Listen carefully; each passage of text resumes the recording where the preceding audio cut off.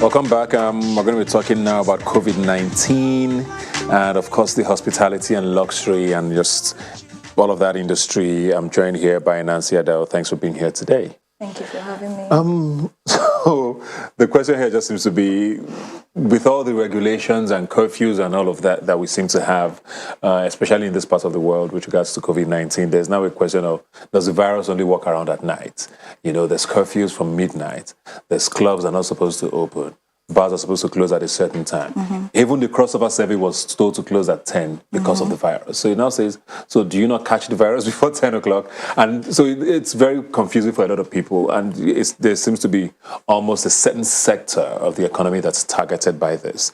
How are you coping? How are people coping in that industry? Oh, my God. Hospitality, events, and all of that. Yes. First of all, hospitality, it's a really, really big industry. Yeah. And I feel like most people in hospitality created those jobs for themselves. People like me. Yeah. You get. The restriction has affected us in... I'm really...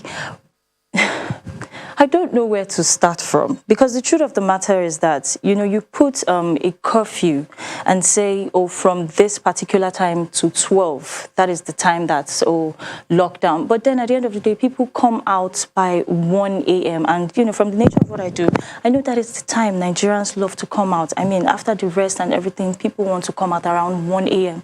to 4 a.m. and you're not supposed to move around by 1 a.m. to 4 a.m.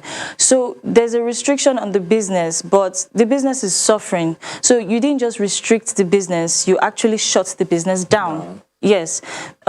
People spend more from 1 a.m. to 4 a.m. and we're not supposed to have people come around. And don't forget, most of these establishments, they open and they have fees, they have things to pay. So imagine the cost of running a generator. From what time? From 8 p.m. to 12 p.m. and no customers, and customers start coming in at 1, and so you have to tell the customer, oh, you can't come in, yeah, because I mean it's lockdown. So it's a bit of a dilemma, because as a business owner, I mean, I just finished, like, money is running, I have to make money, and there's nothing in place for me. So, you know. But so that's been the biggest debate now, of course, with COVID, since it came in and wreaked havoc on economies across the world in March. Mm-hmm. Even in Europe, there's been this debate of, do we save people or do we save the economy? Mm-hmm. Because the economy has suffered so much, and probably it's time for us to just open up things, and hopefully the herd immunity kicks in. And so do you see where government is coming from, saying that, okay, do we just open up everything and just let people loose when people are still going to die? There has to be some form of protection, isn't there? I feel like government should provide like an intervention fund. When you say, oh, we're going to stop this thing, there should be like an alternative. So when you put a restriction, like, oh, we're restricting this because of, we're trying to curb the virus, the spread, and all that. So what do we do to be sure that, you know, business owners are not losing, because they are losing. They're not. It's a difference. There's a difference between we're not making as much as we used to make, and they're not making anything right now because the taxes are still coming in. That's from the government side. I mean, you're putting a restriction, but you're still making it. Yes, you're still making it harder for these businesses. You're still charging them the same thing, even more, because most of the things that you would buy, like, let's say 100 and something naira right now is 400 and something naira. So there's like 300% increase on everything. The state governments, they're taking their taxes. The local governments, they're taking their taxes. People are still bringing bills.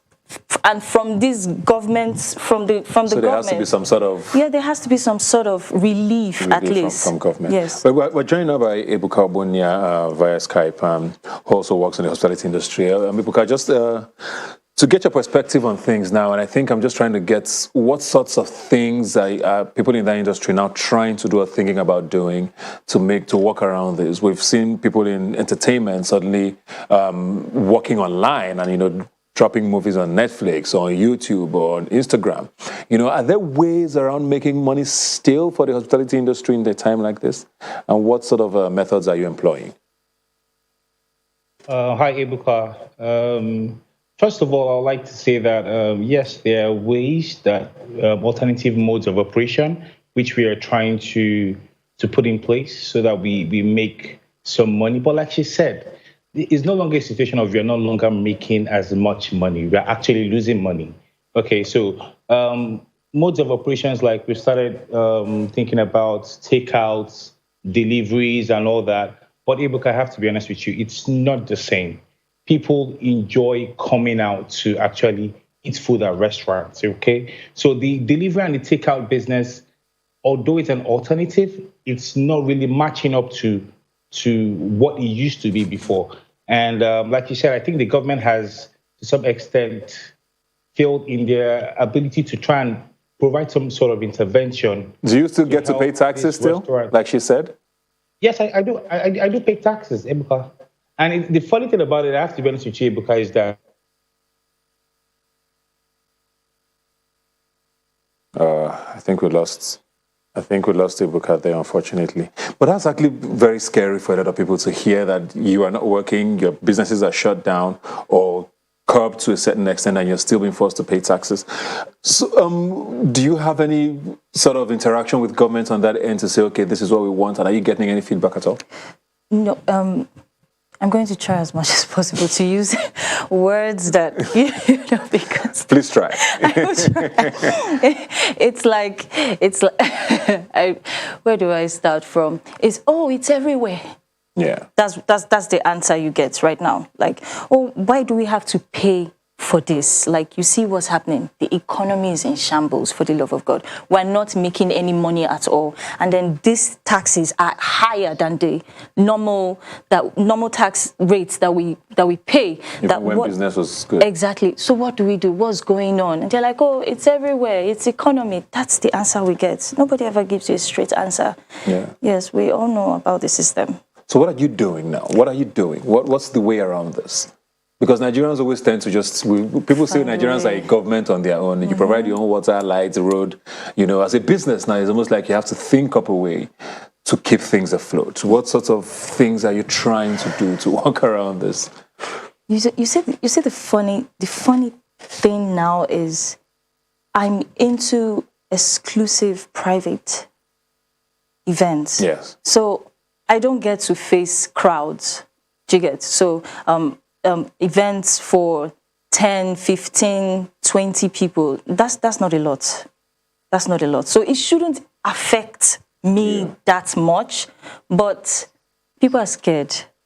The virus. Yeah. So people are scared. People are like, okay, you know what? If we're going to have this, okay, how about they do the tests, do the test and find out, if you're negative or positive. But who's willing to do a test of about 20-something thousand or 50-something thousand because you want to go, to a party? So how much am I going to spend at that party? So for as long as the virus is around, it's going to be It's going to be a tough one. Well, signs of the times. Thank you very much, Nancy. And maybe unfortunately we lost you there, but thanks for joining us. We'll have to go now. And I think on that note, it's only fair to say, once again, and reiterate that please follow the guidelines, wear a mask, socially distance, stay at home if you don't have to be anywhere, wash your hands. It's the only way we can come out of this. The vaccines are not in Nigeria yet, and we need to get back our life to some sense of normalcy. And as long as we continue to be careless, a lot of businesses are going to keep suffering, and Nigeria will just not be the better for it. So please do your own part. Thanks for joining us. I'll see you next Sunday.